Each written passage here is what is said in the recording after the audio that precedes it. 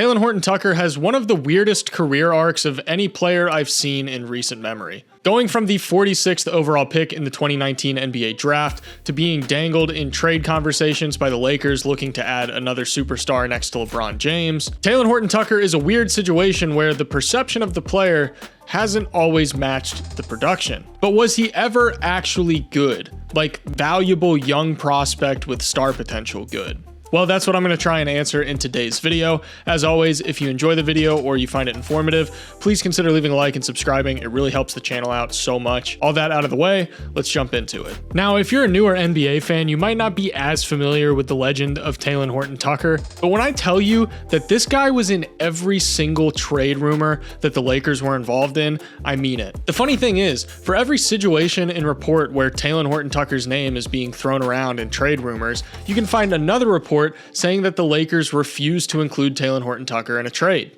One thing that's really important to understand is that the Lakers saw something in Talen Horton-Tucker that made it to where they did not want to move on from this guy. This is not a situation where they just so happened to take a swing on some random player in the second round of a draft. In fact, the Lakers' connection to Talen Horton-Tucker goes back quite a long time. In December of 2020, this article was posted by Rob Goldberg of Bleacher Report, where LeBron recounts watching Horton-Tucker play in a high school game in roughly the 2016-2017 range, with LeBron telling his agent Rich Paul to keep an eye on him. Now that's a really important piece of info, so remember that. Now I want to make one thing very clear. I don't disagree with LeBron and Rich Paul and whoever else watching Talen Horton-Tucker in high school and thinking that he was going to be this star caliber player. If you watched Talen Horton-Tucker play basketball in high school, you know that he looked like an absolute freak. He was a ridiculous athlete, he had a super shifty handle, and he looked like a really crafty finisher, and this is all stuff that understandably made people think that he was a legit NBA prospect because he was a legit NBA prospect. He helped lead his high school team to 3 straight city championships, averaging 20.4 points, 8.3 rebounds, and 3 blocks per game, solidifying himself as a local legend, and he was a 4-star recruit, ranked 31st by Rivals, 59th by 24/7 Sports, and 63rd by ESPN. So it's not like he was some super under the radar player prior to his time in the NBA. Then we move on to his college career with Iowa State. Horton-Tucker was a one and done. His numbers weren't anything mind-blowing, but that didn't stop him from declaring for the 2019 NBA draft. And you want to know who he chose as his agent to represent him in the 2019 NBA draft? Rich Paul and Clutch Sports. Now on draft night, even though the Orlando Magic were the ones that drafted Talen Horton-Tucker with the 46th overall pick, the Lakers traded for him using a 2020 second round pick and cash considerations. Now you might be wondering if this is common where certain agents and agencies that are closely tied to certain teams have connections with NBA prospects long before they enter the NBA.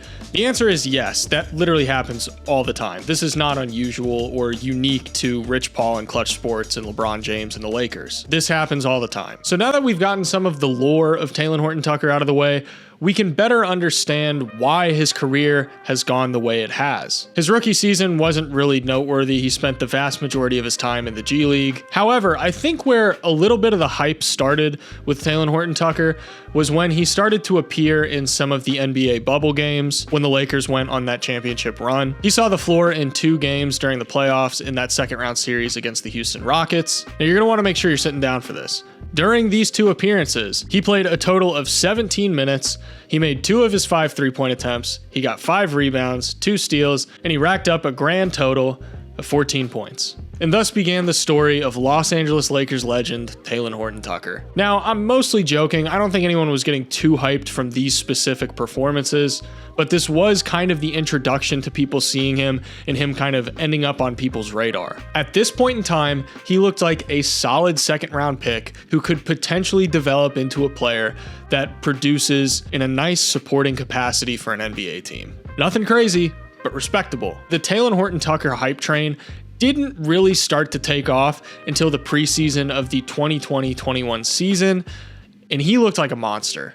He was racking up points, playing great defense. He played a significant role. He dropped 33 points, 10 rebounds, 4 assists, and 4 steals in their preseason matchup against the Clippers. Over the course of 4 preseason games, he averaged 20.5 points, 6.5 rebounds, 3 assists, and 2.3 steals on 55, 54, 90 shooting splits. To me, this pinpointed the moment where some of the discourse around Talen Horton-Tucker started to get just a little bit out of hand, especially considering over the course of the next 2 seasons, his production was underwhelming at best. But was he ever good? Like, were there specific things that Lakers fans were seeing him do on the floor that made them think, this guy has the potential to be a star? And the answer is yes, there were some things that he was really good at. To his credit, he was a great driver. This is something that we saw him do at the high school level, at the college level, and the NBA level, and it translated really well. He shot 50% on 9.1 drives per game during his rookie season, which put him in the top 30 players in efficiency on drives that season, which is great. He looked really solid attacking off the catch and getting to the rim. He had a nose for making smart cuts away from the ball to get easy looks. He also showcased some great connective passing and occasionally did a solid job filling in as a ball handler in certain lineups. Plus, the big thing that enamored a lot of people with Talen Horton-Tucker were his physical tools. Even though he's 6'4", he had a 7'1" wingspan. You pair that with the fact that he's built like a bull, and it paints the picture of a player with some really great defensive upside, even if that upside wasn't always reflected on the floor. All of this stuff was really good signs for Talen Horton-Tucker having a successful career in the NBA in some capacity. There was a big problem though. Even though the around the rim aspects of Talen Horton-Tucker's offensive game looked pretty good, the jump shot did not.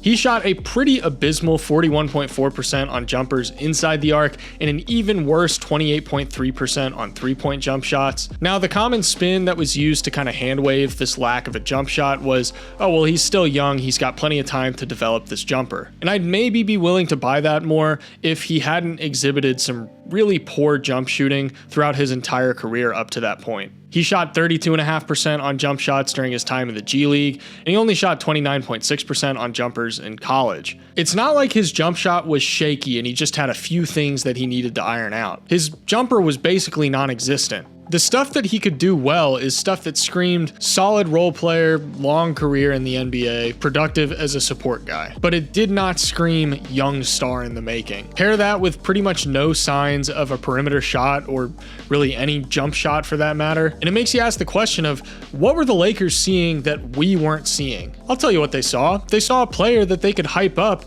as a trade piece. It didn't matter if Talen Horton-Tucker actually had star potential or not. The answer is irrelevant. What matters is if the Lakers could get people to think that he had star potential. And I'll be very clear, this is not something that's exclusive to the Lakers. They're not the only team that does this. I'd say the vast majority of teams do this or have done this in the past with their young players that they're trying to tag on in trade conversations to try and get a better deal. If you can make a player sound like a highly coveted asset, even if they aren't actually that good, why wouldn't you? Like I showed you earlier in the video, we saw him mentioned in trade conversations for guys like Damian Lillard, Bradley Beal, Kyrie Irving. Teams don't want to trade for a guy that looks like he's going to have a solid career as a role player. They want to trade for young stars. But I think the Lakers ended up in a position where they were kind of left holding the bag because ultimately they ended up trading Talen Horton-Tucker and Stanley Johnson for Patrick Beverley. Now, for what it's worth, none of this is Talen Horton-Tucker's fault. He didn't do anything wrong. He was just clearly being overhyped, and it resulted in some really unrealistic expectations being put on him as a player, which isn't fair to him. You want to put some of these expectations on a lottery pick? Sure, we can have that conversation. But Talen Horton-Tucker was a second-round pick. They should have never gotten as out of hand with him as they did. Most recently, he signed with the Chicago Bulls for a 1-year, roughly $2 million deal, so we'll see what the future holds for him, but I think at this point it's probably fair to say that stardom isn't in the cards. Now, I'm not saying that things would have turned out differently for him if he doesn't get overhyped in these young player discussions like he was with the Lakers, but it is really important to be able to develop at your own pace without the pressure to be something you're not. Really hope you guys enjoyed this video. If you did, as always, please consider leaving a like and subscribing. It helps me out so much and helps me continue making videos. All that being said, thank you guys for watching, and I'll see you in the next one.